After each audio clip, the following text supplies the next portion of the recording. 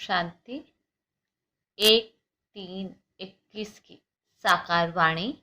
बाबा बोले, मीठे बच्चे, तुम्हें आपस में बहुत बहुत रूहानी स्नेह से रहना है, कभी भी मतभेद में नहीं आना है।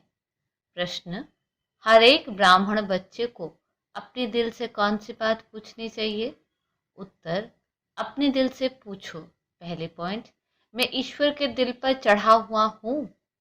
दूसरी पॉइंट, मेरे में दैवी गुणों की धारणा कहाँ तक है। तीसरी पॉइंट, मैं ब्राह्मण ईश्वरीय सर्विस में बाधा तो नहीं डालता। मैं ब्राह्मण ईश्वरीय सर्विस में बाधा तो नहीं डालता। चौथी पॉइंट, सदा शीरखंड रहता हूँ, हमारी आपस में एकमत है। पांचवी पॉइंट, मैं सदा श्रीमत का पालन करता हूँ। गीत, भोलेनाथ से निराला। ओम शांति। तुम बच्चे हो ईश्वरीय संप्रदाय, आगे थे आसुरी संप्रदाय। आसुरी संप्रदाय को ये पता नहीं है कि भोलानाथ किसको कहा जाता है।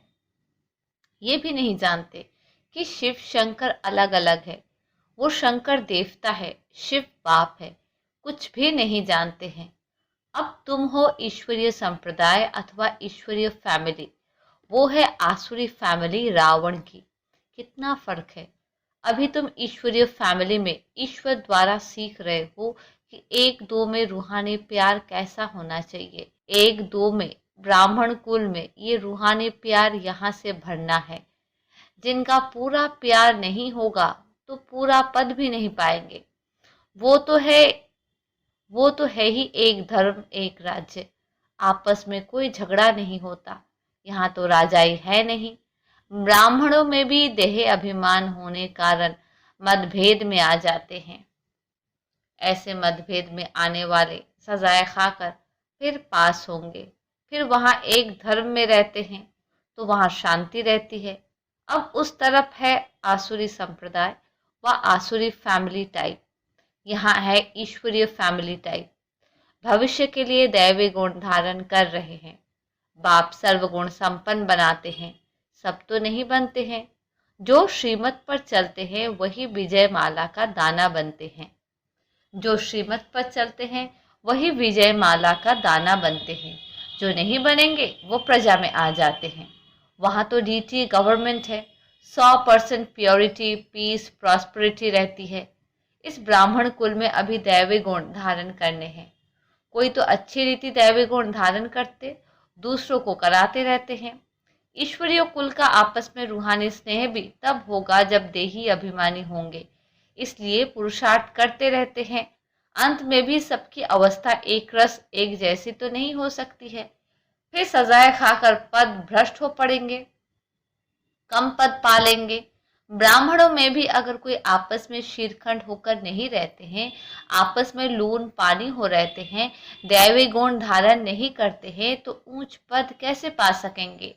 लून पानी होने के कारण कहाँ ईश्वरीय सर्विस में भी बाधा डालते रहते हैं, जिसका नतीजा क्या होता है वो इतना ऊंच पद नहीं पा सकते। एक तरफ पुरुषार्थ करते हैं शीरखंड होने का, दूसरी तरफ माया लून पानी बना देती है, जिस कारण सर्विस बदले डिससर्विस करते हैं। बाप बैठ समझाते हैं, तुम हो ईश्वरीय फैमिली, ईश्वर के साथ रहते भी हो। कोई साथ रहते हैं, कोई दूसरे दूसरे गांव में रहते हैं, परंतु हो तो इकट्ठे ना। बाप भी भारत में आते हैं। मनुष्य ये नहीं जानते शिव बाबा कब आते हैं, क्या आकर करते हैं। तुमको बाप द्वारा अभी परिचय मिला है। रचना और रचना के आदि मध्य अंत को अब तुम जानते हो। दुनिया को पता नहीं कि ये चक्र कैसे फिरता है। अभी कौन सा समय है, बिल्कुल घोर अंधियारे में है। तुम बच्चों को रचना बाप ने आकर सारा समाचार सुनाया है। साथ साथ समझाते हैं कि हे सालिग्रामों, मुझे याद करो। ये शिव बाबा कहते हैं अपने बच्चों को, तुम पावन बनने चाहते हो ना, पुकारते आए हो, अभी मैं आया हूँ। शिव बाबा आते ही है भारत को फिर से शिवालय बनाने। रावण ने वैश्यालय बनाया है। खुद ही गाते हैं कि हम पतित विश्व से। भारत सतयुग में संपूर्ण निर्विकारी था। निर्विकारी देवताओं को विकारी मनुष्य पूजते हैं। फिर निर्विकारी ही विकारी बनते हैं। ये किसको पता नहीं है। पूज्य तो निर्विकारी थे, फिर पुजारी विकारी बने हैं, तब तो बुलाते हैं, हे पतित पावन आओ, आकर निर्विकारी बनाओ। बाप कहते हैं, ये अंतिम जन्म तुम पवित्र बनो, माँ में कम याद करो तो तुम्हारे पाप कट जाएंगे और तुम तमो प्रधान से सतो प्रधान देवता बन जाएंगे। फिर चंद्रवंशी क्षत्रिय फैमिली टाइप में आएंगे। इस समय हो ईश्वरीय फैमिली टाइप, फिर दैवी फैमिली में 21 जन्म रहेंगे। इस ईश्वरीय फैमिली में तुम अंतिम जन्म पास करते हो। इसमें तुमको पुरुषार्थ कर फिर सर्वगुण संपन्न बनना है। तुम पूज्य थे, बरोबर राज्य करते थे, फिर पुजारी बने हो। ये समझाना पड़े ना। भगवान है बाप, हम उनके बच्चे हैं तो फैमिली हुई ना। गाते भी हैं तो माता पिता हम बालक तेरे, तो फैमिली ठहरे ना। अब बाप से सुख घनेरे मिलते हैं। बाप कहते हैं, तुम हमारी फैमिली बेशक हो, परंतु ड्रामा प्लान अनुसार रावण राज्य में आने के बाद फिर तुम दुख में आते हो तो पुकारते हो। इस समय तुम एक्यूरेट फैमिली हो। फिर तुमको भविष्य 21 जन्म लिए वर्षा देता हूँ। ये वर्षा फिर दैवी फैमिली में 21 जन्म काम रहेगा। ये वर्षा फिर दैवी फैमिली में 21 जन्म काम रहेगा। दैवी फैमिली सतयुग त्रेता तक चलती है। फिर रावण राज्य होने से भूल जाते हैं कि हम दैवी फैमिली के हैं।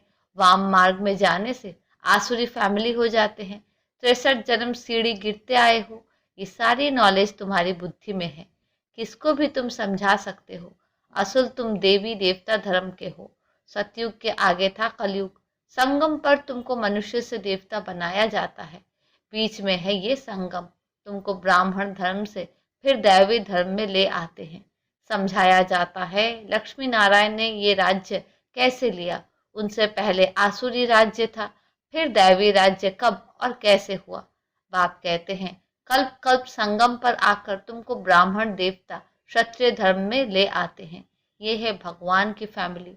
सब कहते हैं गॉड फादर, परंतु बाप को ना जानने के कारण निधन के बन गए हैं। इसलिए बाप आते हैं घोर अंधियारे से सोजरा करने। अब स्वर्ग स्थापन हो रहा है। तुम बच्चे पढ़ रहे हो, दैवी गुण धारण कर रहे हो, ये भी मालूम होना चाहिए। शिव जयंती मनाते हैं। शिव जयंती के बाद फिर क्या होगा। जरूर दैवी राज्य की जयंती हुई होगी ना।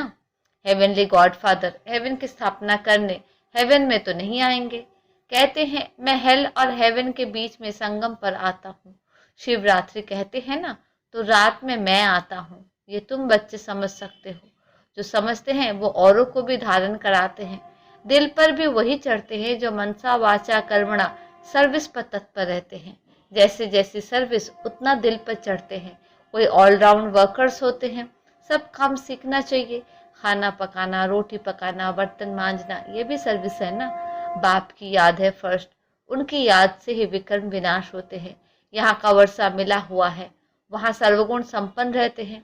यथा राजा रानी तथा प्रजा, दुख की बात नहीं होती। इस समय सब नरकवासी है। सबकी उतरती कला है, फिर अभिचरती कला होगी। बाप सबको दुख से छुड़ाए सुख में ले जाते हैं। इसलिए बाप को लिबरेटर कहा जाता है। यहाँ तुमको नशा रहता है। हम बाप से वर्षा ले रहे हैं, लायक बन रहे हैं। लायक तो उनको कहेंगे जो औरों को राजाई पद पाने लायक बनाते हैं। ये भी बाबा ने समझाया है। पढ़ने वाले तो बहुत आएंगे, ऐसे नहीं कि सब 84 जन्म लेंगे। जो थोड़ा पढ़ेंगे वो देरी से आएंगे, तो जन्म भी कम होंगे ना। कोई 80, कोई 82।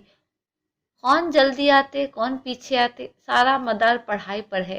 साधारण प्रजा पीछे आएगी। उन्हों के 84 जन्म हो न सके, पीछे आते रहते हैं। जो बिल्कुल लास्ट में होगा वो त्रेता अंत में आकर जन्म लेगा। फिर वाम मार्ग में जाते हैं, उतरना शुरू हो जाता है। भारतवासियों ने कैसे 84 जन्म लिए हैं, उनकी ये सीढ़ी है। ये गोला है ड्रामा के रूप में। जो पावन थे वही अब पतित बने हैं, फिर पावन देवता बनते हैं। बाप जब आते हैं तो सबका कल्याण होता है, इसलिए इसको ऑस्पिशियस युग कहा जाता है। बलिहारी बाप की है जो सबका कल्याण करते हैं। सतयुग में सबका कल्याण था, कोई दुख नहीं था। ये तो समझाना पड़े कि हम ईश्वरीय फैमिली टाइप के हैं। ईश्वर सबका बाप है। यहाँ ही तुम माता पिता गाते हो, वहाँ तो सिर्फ फादर कहा जाता है। यहाँ तुम बच्चों को माँ बाप मिलते हैं। यहाँ तुम बच्चों को अडॉप्ट किया जाता है। फादर क्रिएटर है तो मदर भी होगी, नहीं तो क्रिएशन कैसी होगी। हेवनली गॉड फादर कैसे हेवन स्थापन करते हैं ये ना भारतवासी जानते हैं ना विलायत वाले ही जानते हैं। अभी तुम जानते हो नई दुनिया की स्थापना और पुरानी दुनिया का विनाश तो जरूर संगम पर ही होगा। अभी तुम संगम पर हो। अभी बाप समझाते हैं मामेकम याद करो, आत्मा को याद करना है, परम पिता परमात्मा को हो। आत्माएं और परमात्मा अलग रहे बहुकाल। सुंदर मेला कहाँ होगा? सुंदर मेला जरूर यहाँ ही होगा। परमात्मा बाप यहाँ आते हैं, इसको कहा जाता है कल्याणकारी सुंदर मेला। जीवन मुक्ति का वर्षा सबको देते हैं। जीवन बंध से छूट जाते हैं। शांति धाम तो सब जाएंगे, फिर जब आते हैं तो सतो प्रधान रहते हैं। धर्म स्थापन अर्थ आते हैं। नीचे जब उनकी जनसंख्या बढ़े तब राजाई के लिए पुरुषार्थ करे, तब तक कोई झगड़ा आदि नहीं रहता। सतो प्रधान से रजों में जब आते हैं तब लड़ाई झगड़ा शुरू करते हैं। पहले सुख फिर दुख, अब बिल्कुल ही दुर्गति को पाए हुए है। इस कलयुगी दुनिया का विनाश, फिर सतयुगी दुनिया की स्थापना होनी है। विष्णुपुरी की स्थापना कर रहे हैं ब्रह्मा द्वारा। जो जैसा पुरुषार्थ करते हैं उस अनुसार विष्णुपुरी में आकर प्रारब्ध पाते हैं। ये समझने की बहुत अच्छी अच्छी बातें हैं।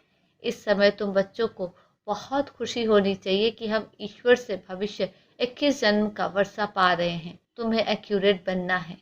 जितना पुरुषार्थ कर अपने को एक्यूरेट बनाएंगे। तुम्हें एक्यूरेट बनना है। घड़ी भी लीवर और सिलेंडर होती है ना, लीवर बहुत एक्यूरेट होती है। बच्चों में कई एक्यूरेट बन जाते हैं, कई अनएक्यूरेट हो जाते हैं, तो कम पद हो जाता है। पुरुषार्थ करके एक्यूरेट बनना चाहिए। अभी सब एक्यूरेट नहीं चलते। तदबीर कराने वाला तो एक ही बाप है। तकदीर बनाने के पुरुषार्थ में कमी है, इसलिए पद कम पाते हैं।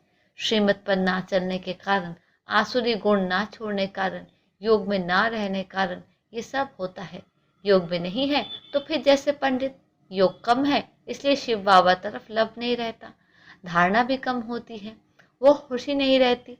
शक्ल ही जैसे मुर्दे मिसल रहती है। तुम्हारे फीचर्स तो सदैव हर्षित रहने चाहिए, जैसे देवताओं के होते हैं।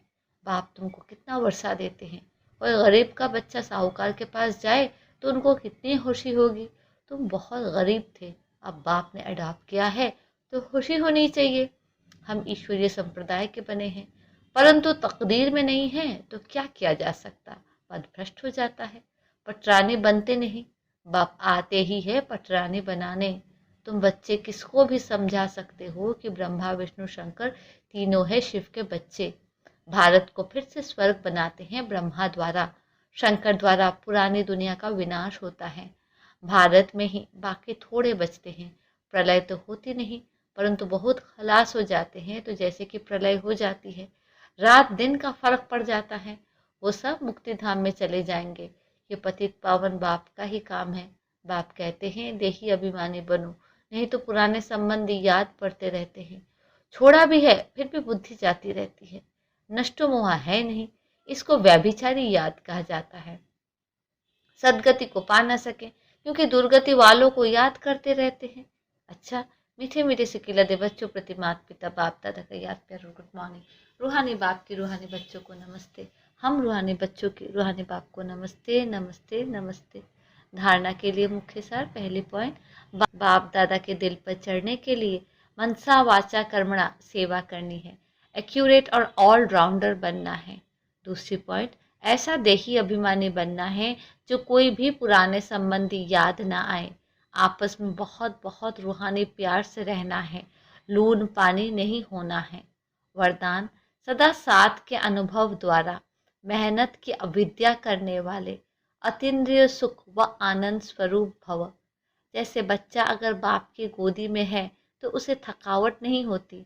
अपने पाँव से चले तो थकेगा भी, रोएगा भी। यहाँ भी आप बच्चे बाप की गोदी में बैठे हुए चल रहे हो, जरा भी मेहनत व मुश्किल का अनुभव नहीं। संगम युग पर जो ऐसे सदा साथ रहने वाली आत्माएं हैं, उनके लिए मेहनत अविद्या मात्रम होती है। पुरुषार्थ भी एक नेचुरल कर्म हो जाता है, इसलिए सदा अतीन्द्रिय सुख व आनंद स्वरूप स्वतः बन जाते हैं। स्लोगन, रूहे गुलाब बन अपनी रूहानी वृत्ति से वायुमंडल में रूहानियत की खुशबू फैलाओ। अच्छा, ओम शांति।